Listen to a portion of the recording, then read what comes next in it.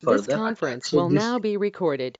this is the stage where attackers try to, you know, have connections or maintain the connections to the victim machines without victim's knowledge. Okay, and whenever they want, they can, attacker then can, again gain access to the systems to perform further, advanced level of attacks such as distributed denial of service attack. Okay, with the help of botnet networks.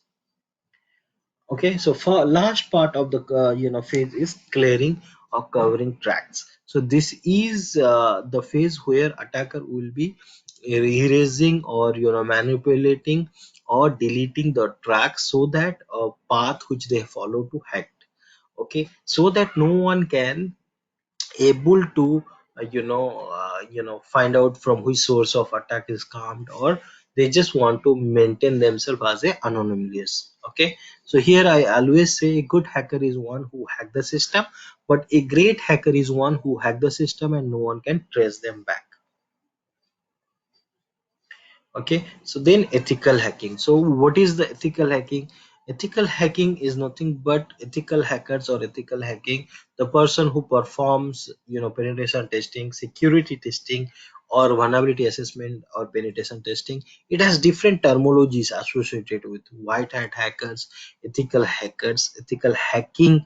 Okay, it involves the use of hacking tools, tricks, and techniques to identify the vulnerabilities and ensure system security. So but it is with the permission of concerns authorities. Okay, so that is the difference between hacker and ethical hacker. Why ethical hacking is necessary? Ethical hacking is necessary because you have to, if for an example, let's say how police will work, they will think like a thief. Okay, if there is a something is happened, let's say some store is been, somebody is robbed the whole store of jewelry store. Okay, so what will police do? When will they visit? First they will seal the area. After that they will started analyzing the situation and how thief enters to the jewelry shop and robbed it. They'll analyze which path they followed, which road, those street they have come, and which street they used to go out and all that. Okay, so for that reason, similarly in our field also, to beat a hacker we need to think like one. Okay, so why do we need organization need to have a ethical hackers?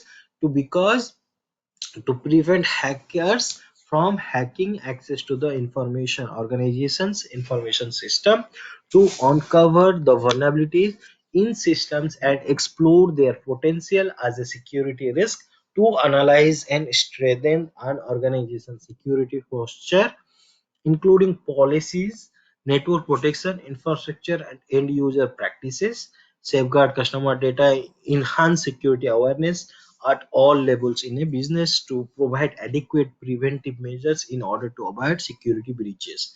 So that is why organizations need to recruit ethical hackers, so that if otherwise hackers will hack them. Before that, ethical hacker will evaluate the weakness and ensure the system's network application security.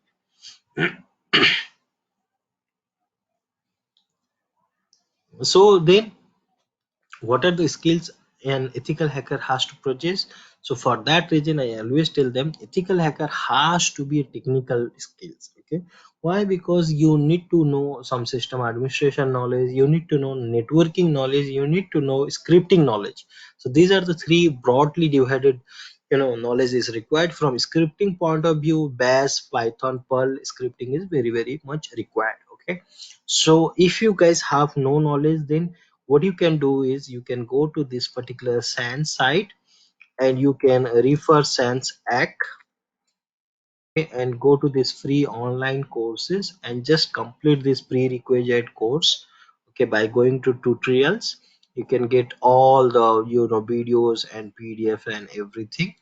And you can see here in system administration based on the linux, windows, networking concepts, and scripting, powershell, python, and bash scriptings. I'm just posting this in our group, I mean chat window.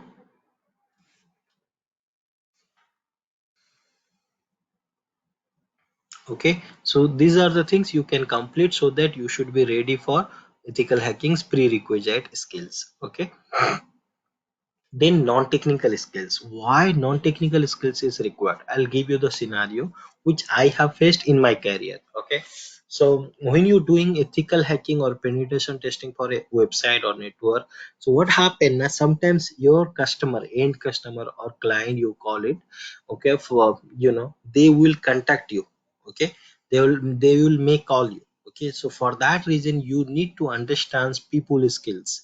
You need to understand how you can work ethics and problem solving communication skills. Okay, when you talk with them, how you can convince them that yeah, there are certain issues which we are working and we'll get it fixed. Okay, so that is what we called as a non-technical skills, like people skills, networking skills, soft skills, communication skills. So these are things also required for, and very much require English writing skills. Okay, because you have to write a report, you have to write a present the scenarios to your in your report to client to understand what is the problem and how to fix that. Also you have to suggest being an ethical hacker.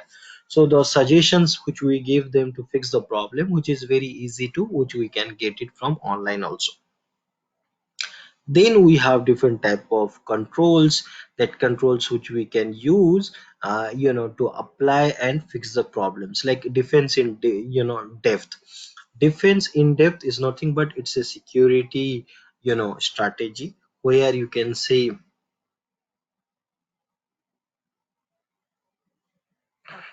where you can see several protection layer are placed throughout on a systems.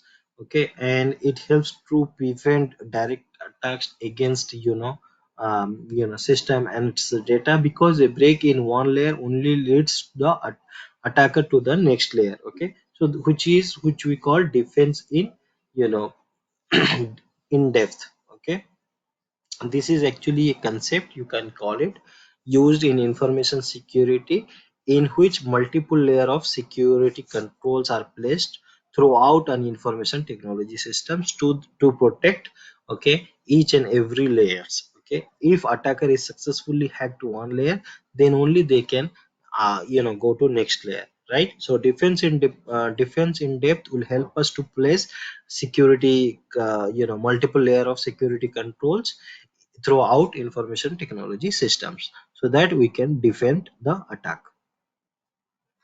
Then what is a risk?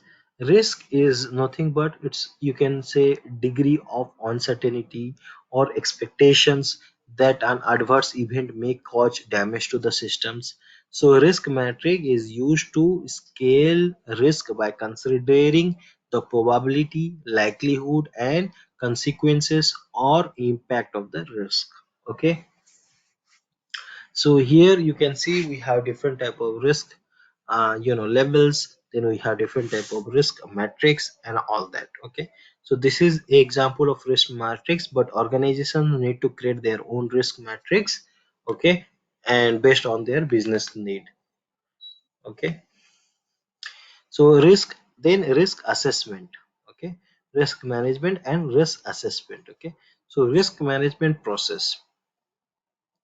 Here let me, I'll give you one more example. Okay, this risk matrix is based on the likelihood, impact and so consequence or impact of the risk. Okay, so probability you can see here, likelihood you can see here, how much likelihood and what would be the consequences or impact. Okay, for an example, for this case, for an example, let's say,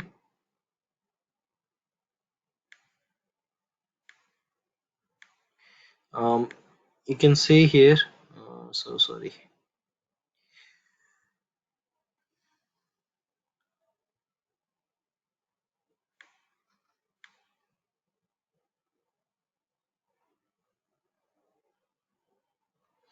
So here we have a, let's say, what you called as a street. Okay, or you called as a road.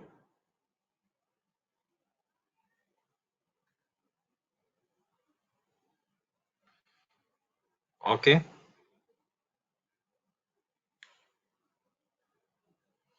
So here let's say there is a small girl is standing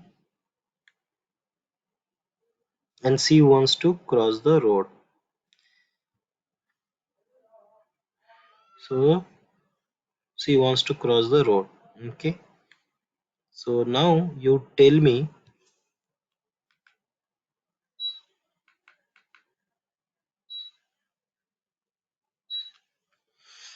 here, let's say if I place some bicycle, one bicycle, what is the probability of meeting accident? And bicycle is running in a 10 per kilometers. It should be very less, isn't it? Similarly, and if she meets with accident with the bicycle, what would be the consequence or impact? Impact will be like some scratch or some wound, right? She won't die, right? If she is meeting an accident with a bicycle, she won't die, isn't it? So that is why we are just need to calculate likelihood, okay, and impact. Okay, similarly, if in case of one bicycle, if I place many bicycles, okay, what will happen? Likelihood will, chances of getting accident will be high, but consequences or impact will be still low. Okay, what if I replace cycle with truck with high speed? If I place one, so likelihood also less, okay, but impact will be very high. If I places multiple trucks with high speed, then likelihood also be high and impact will be also high. So similarly, when you calculate or create your own risk matrix, you have to analyze your business, and the demands and impacts and all that based on the threats or the vulnerabilities. So based on that, you can calculate the risk matrix of your own organization. Then we have a risk management process. So this process helps us to reducing or maintaining risk at an acceptable level. Acceptable level means you cannot be go and fix each and everything. You cannot achieve 100% security. Okay, so you have to be achieve optimal level. That is what we call acceptable level by means of a well-defined and actively employed security programs. First is risk identification. In this phase of risk management process, what we do, we find out what are the essential functional function has two functions, okay, and essential functional function sorry essential functions only work when an essential or critical asset will able to work. Okay, in risk identification we find out the sources or causes and consequences, no other detail of external and internal risk affecting the security of organization. Risk assessment usually we follow with the help of likelihood and impact of the risk. That is what I have explained you, that we call, yeah, or by doing survey or asking questions or finding the likelihood and impact of the risk. That is how you can do, that is we call qualitative risk assessment. Okay, what we call qualitative risk assessment. Okay, qualitative risk assessment is something which we are trying to ask the persons how many times you have changed the password, what is the last time you modify the passwords, so like that. Okay, and so we have to be very very careful and we have to do these things. Okay,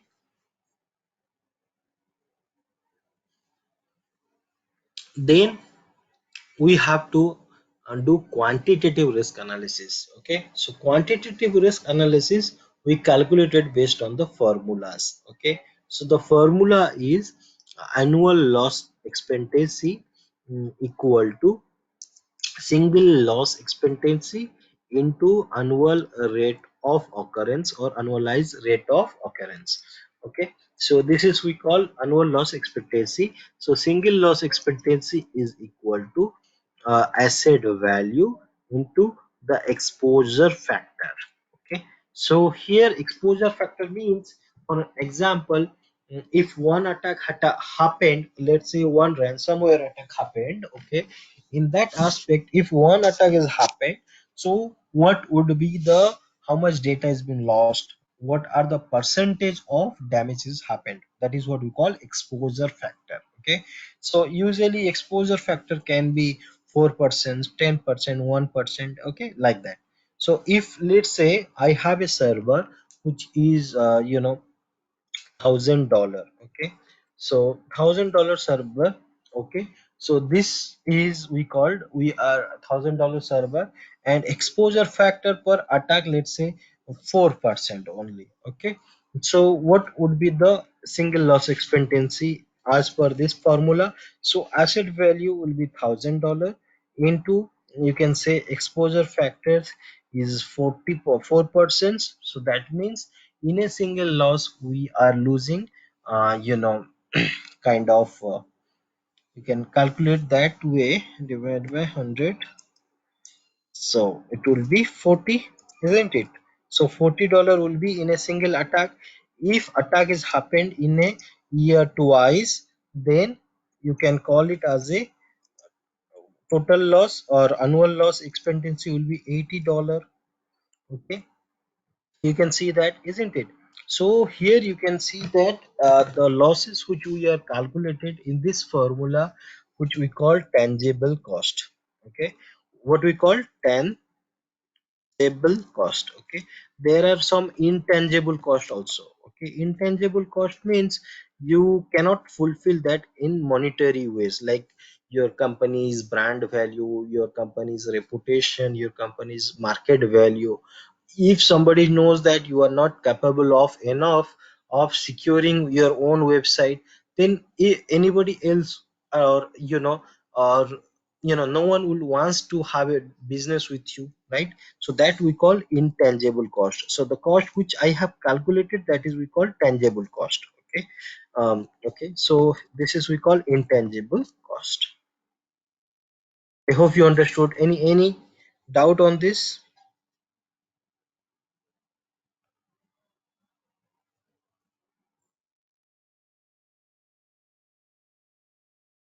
Any doubt, guys? No, I guess. Okay.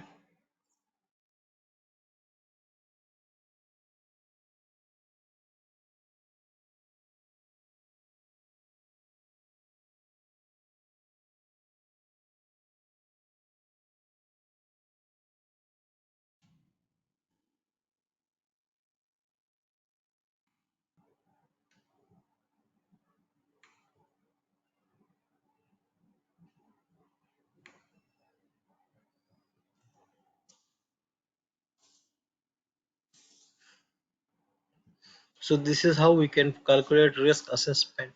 Then risk treatment. Then we have to select the appropriate controls to identify the risk so that we can reduce the risk. Okay. Then risk tracking, to ensure that the controls which we have implemented has handle the known risk and calculate the chances of new risk occurring. Okay. Then risk review, then we'll evaluate the performance of the implemented risk management strategies and see there won't be any controlled risk. Controlled risk is nothing but it is a thing, something like if your controls which you have applied, if that is not working as per the expectations, then which we call control risk, is the technique which we have to apply again to do again, evaluating risk and doing reprioritizing the risk and getting the controls to place so that risk can be mitigated, or to have a minimal risk which can be acceptable level. Then cyber threat intelligence. So cyber threat intelligence is defined as the collection of, okay,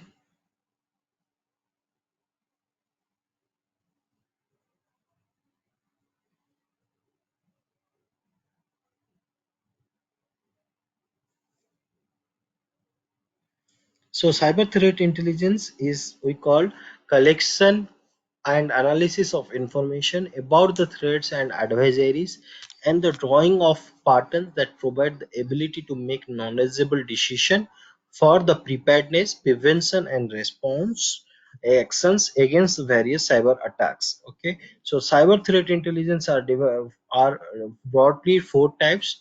One is strategically, another is in tactical, technical, and operationals. Actually, cyber threat intelligence will help us to inform the cybersecurity team whether the attack is happen on them or not, and who is in the next target list, or if any new attack comes to, they will first find out such information and they will inform to their cybersecurity team, like a forensic team, or penetration team, or SOC team, to make sure for the for ready to tackle such attacks. Okay, it's for an example, you can say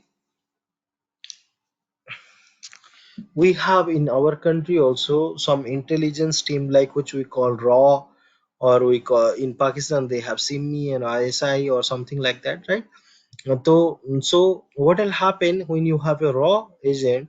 What they will do, they will collect some intel report before any terrorist attack happen in our country. Similarly, the cyber threat intelligence team will try to find out such informations which can be helps to their team to get ready for future attacks and be prepared for how to tackle it. Okay, then we have a threat modeling. Threat modeling is nothing but it is a risk assessment approach which we are using for analyzing the security of an application by or capturing and organizing, or organizing, analyzing all the information that affects the security of the application. Okay, so threat modeling is the process help us how much efforts to be needs to be put for towards subsequent steps, identify the components, data flows, and trust boundaries, helps to find out more relevant and more detailed threats, helps to identify threats relevant to the control scenario context using information obtained in step 2 and 3. Then finally, identify weakness related to the threats found using vulnerabilities categories. Let's see how practically we can do. So in here, I'm going to use Microsoft threat modeling tool.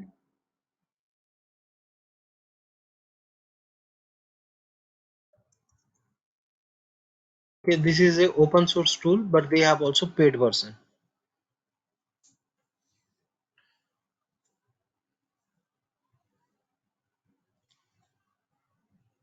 So here I'm already created a already model, so I'm just using that.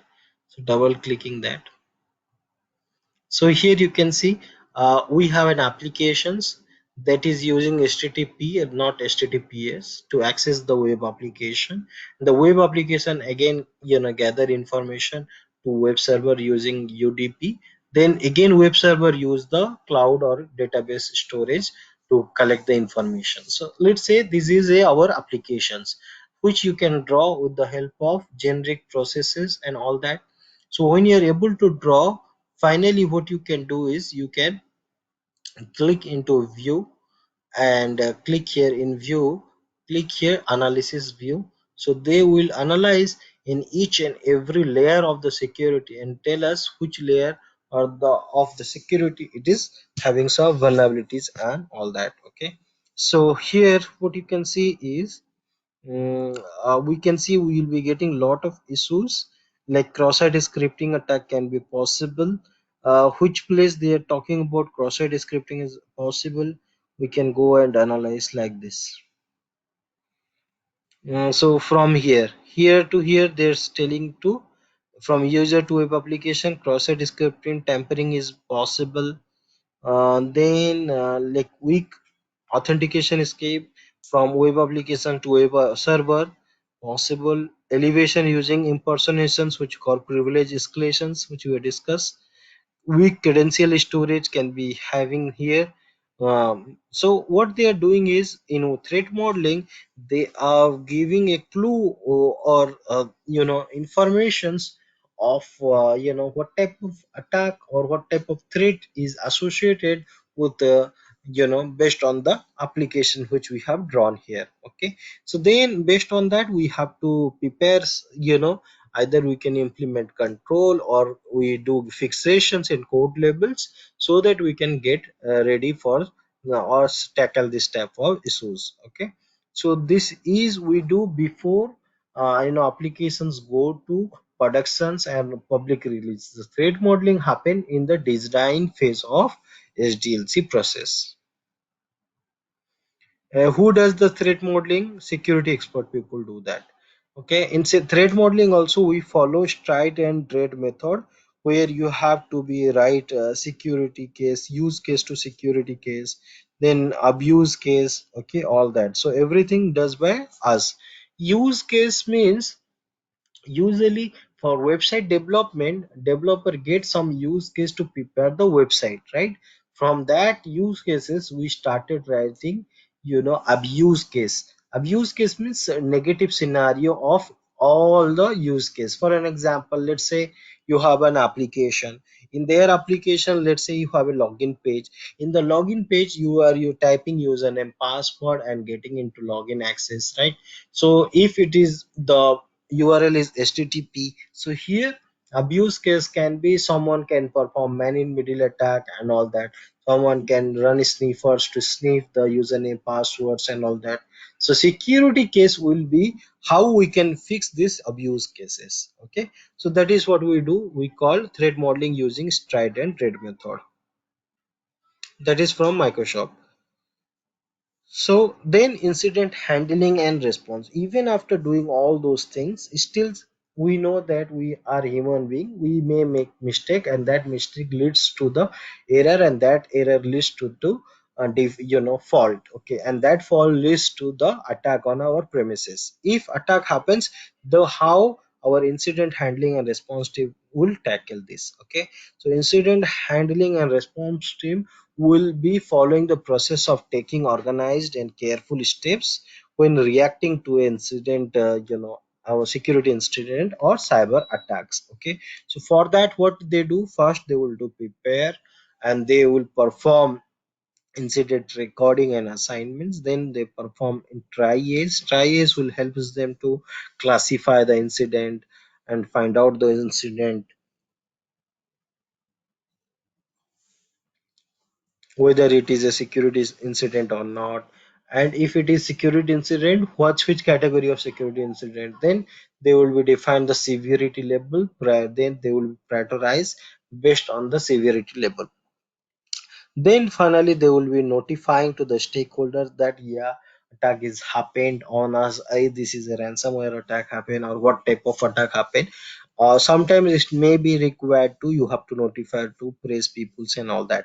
Containment will help you to stop the spreading the issues. For an example, let's say one of your server is got attacked with ransomware attack. Okay, what is a ransomware attack? Anyone can tell? Anyone It wants was a to? DDoS attack. It has a DDoS attack. Who said this? Let's check. Ransomware attack, man. No, no.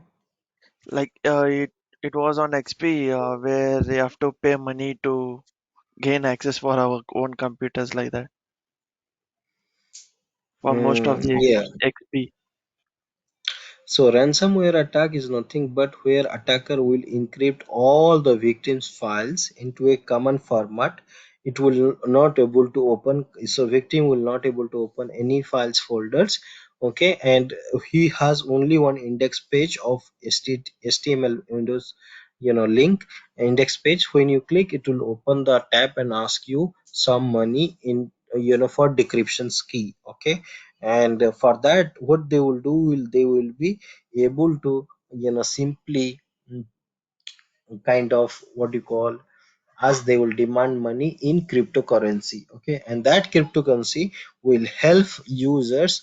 I mean, because why they ask money in cryptocurrency is because no one knows from which place the money comes and which place it goes. Okay, so that is what we call crypto currencies. Okay, so this is a technique will happen, that is ransomware attack. And the latest example you can see, Assenger company are vulnerable, or affected with ransomware attack. So, and attackers are demanding $50 million.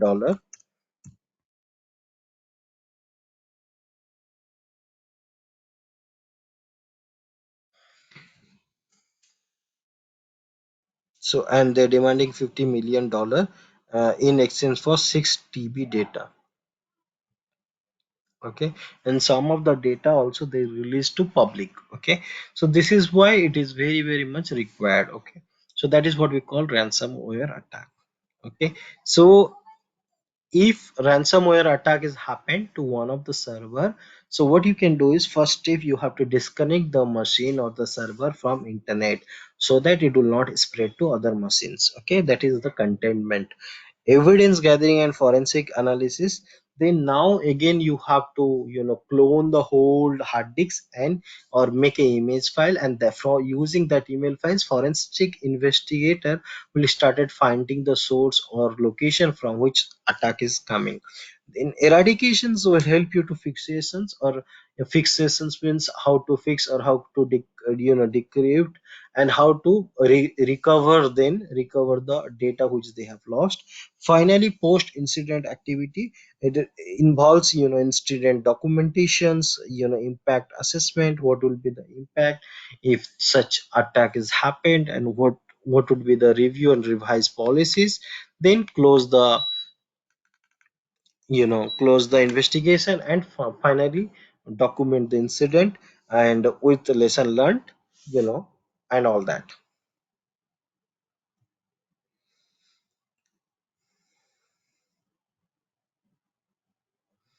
Finally, last part of the module is, we have a different compliance also. Compliance that will talk about PCI DSS, compliance that will talk about um, kind of ISO 27001, compliance that can talk about HIPAA. So PCI DSS, you can see, payment card industry data security standard, is a proprietary information security standard for the organizations that can handle, okay, that can handle card holder, card holder information of major debit card, credit card. Then you can see ePOS, ATM, and POC, the purchase machine which we used to buy from shopping malls and or any shops, right? So PCI DSS, what they does, they this is a standard of compliance which most of the bank or Paytm they apply it. If you go to Paytm side, you can see here they have clearly mentioned that.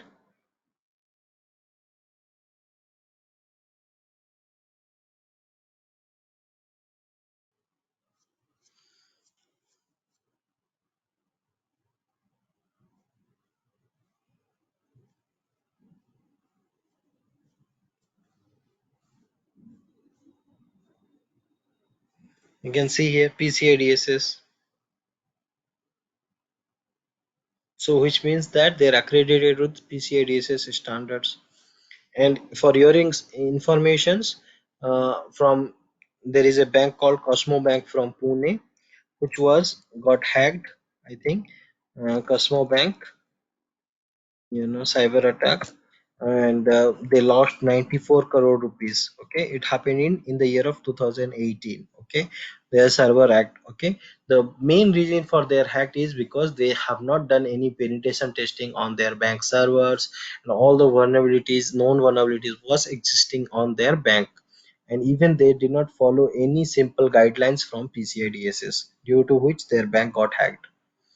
Similarly, we have ISO 27001, which we call ISMS also. This is, this is a specific requirement for establishing, implementing, maintaining, and continually improving on information security management systems within the context of the organization. So it is intended to be suitable for several different type of use. So here you can see most of the organizations, if they have certified with ISO 27001 and all that, so they will be helping you or helping your organizations to be certified on that. Okay, So this is a compliance certifications for organization. So for an example, so they have 114 checklist. Okay, among 114 checklist, one of the checklist which is best for HR department, which says, okay, before hiring any employees, you must verify his background or her background with police. Okay, so here if HR departments is not following this particular one of the guidelines, then they won't able to certify with ISO 27000 standard. So this is mostly for the organizations who follow or who wants to say that they are following security compliance also for their organization. But PCIDS is for payment card industry, like all banks, Paytm, Google Pay and all that. Similarly, for healthcare, we have HIPAA. HIPAA has a guidelines for the how to maintain patients records or patients insurance informations, patients Aadhaar card or sensitive documents and all that. So HIPAA is the guidelines which we use for that. Okay. Similarly, we have different type of others, Digital Copyright Act and all that. They will help you to prevent your from copyright and all that. So GDPR usually we use or regulations introduced by the European Union. Okay, it is like they will be fine against the company who violates the end users privacy and security standards, with penalties reaching to tens of millions of euros, which happened with Facebook and Google also. So due to this particular compliance, lot of users or end users, when their personal data has been misused, like if you see in Facebook case, Facebook has sold all our data to Cambridge Analytica. Hope you heard about this news.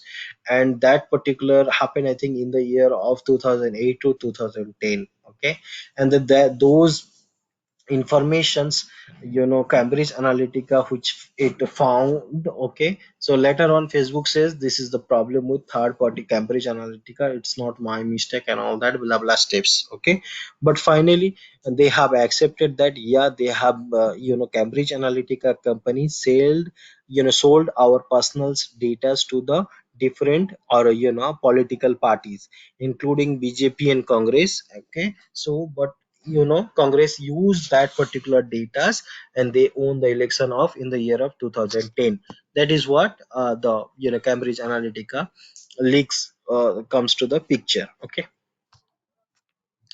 but in European Union country, if somebody is using or misusing, I mean misusing your personal data, they have to pay the fines to you. That is their GDPR compliance says that.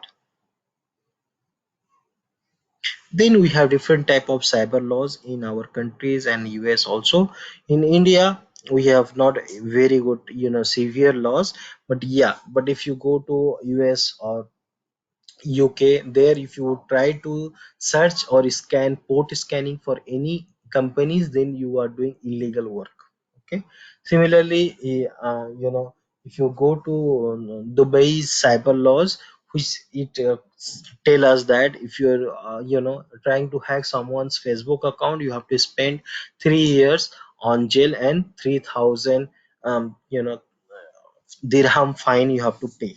Okay, so like that, each and every country is have their own cyber laws, and that cyber laws, based on that, the citizen has to abide it with it. Okay,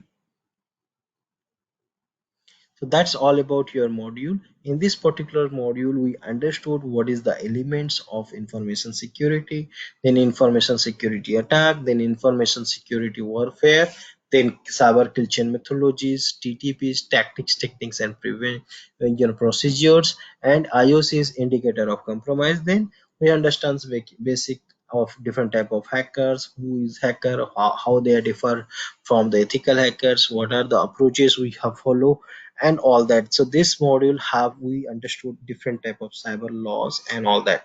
The next chapter will be learning about footprinting and reconnaissance, so which will be starting tomorrow. Okay, so I have some more things to tell in this particular topic, like they have forgot to tell what is the difference between vulnerability assessment and penetration testing.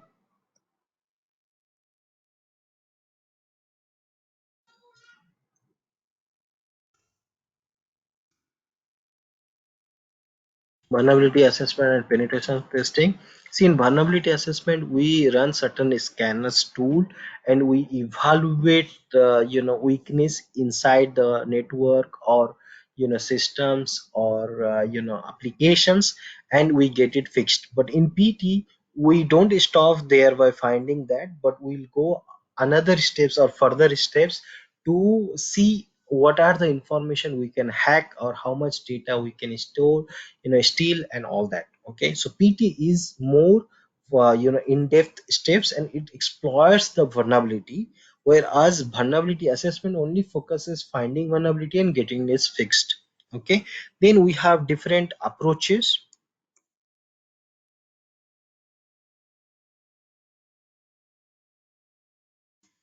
of penetration testing. Okay, so approaches which we call white box, gray box, then black box. In white box, usually you have a complete knowledge of the product which you are going to perform at PT.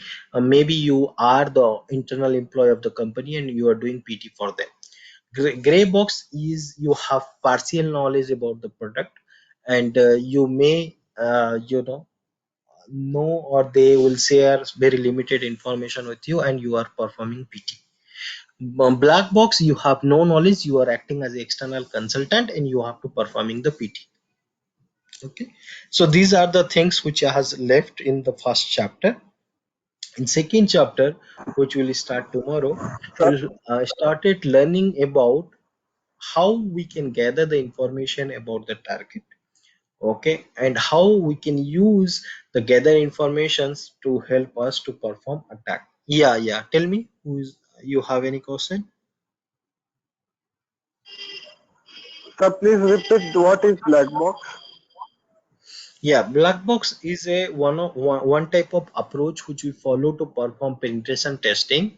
Okay, and that approach which usually done by the external consultant, where client will not share with you any information. Like let's say if you are going to perform penetration testing on Amazon sites, okay, and we know that Amazon sites has different usernames like admin, shipper, seller or buyer. So these are the different user account is associated with amazon.in. Okay, in this case what will attacker do, they will simply not get any test user account from these different profiles. But if you do white box, you will get it. Gray box you may not get, but in black box they will not share with you anything. They will say act as a hacker and perform as a external consultant angle. Okay, PT.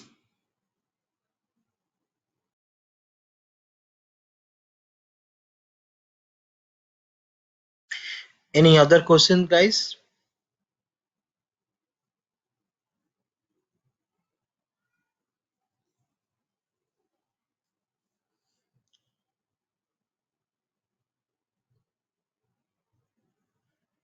Okay. If you have no questions, so then we can close now or wind up for the day. Tomorrow, I'll see you at 7 o'clock. Okay. And we will start learning about new chapter that is we call footprinting and reconnaissance, and we'll see what is the difference between footprinting and reconnaissance. We'll see how we can gather the information with the help of Google search engine, or which we call Google hacking, or we'll be seeing more details how we can perform open source intelligence, human source intelligence, and all that. Okay, so that's all from my end Hello, for today. Yeah, hello, Karthik. sir. Yeah, Karthik. Sir, my question is, sir, can we make a Telegram group? Tomorrow Yeah, I that is ask you that. yeah, thank you for reminding me. That is Nirmala and Fiza, they will decide. I have yet to get updates from them. Okay, so just give me some more time. Okay, I'll come back with you on that. Okay, So basically, my question is that so we can chat with you at any time. but I'm a busy man, Karthik. Yes. I am a busy man, Karthik. Yeah.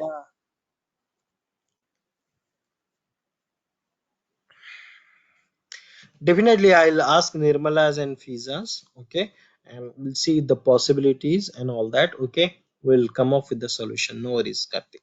You will connect with me. No Yes. worries. Okay. But I'll suggest to best utilize our sessions time, because also I have other sessions planned. Okay, even you ask on the Telegram, I may not be able to answer on that time. Okay, so best utilize always your class timing, where I'll be interacting and delivering the class, and I'll answering all your questions. Okay, so any other questions from anyone else? Sir, and what about the documents? If I Lokesh, do thank you not, for asking the documents. Your document you will be getting tomorrow. If we are going with Telegram group, so I will be sharing over there. Okay, if we are not going Telegram groups, then I will be sending to Nirmala or Fiza. They will share with you via email. Okay, okay, sir. Thank you. thank you, Lokesh. And sir, please send recorded lecture also. Sorry, Sir, please send recorded lectures also. that you have to request to Fiza or Nirmala. They will share with you recordings.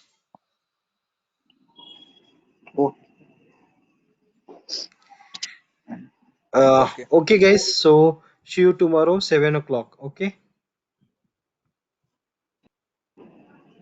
Okay, sir. Bye. Okay. Bye, Okay, sir. guys. Thank you. Take care. Bye. Thank Bye. you. Thank you. Have a nice day.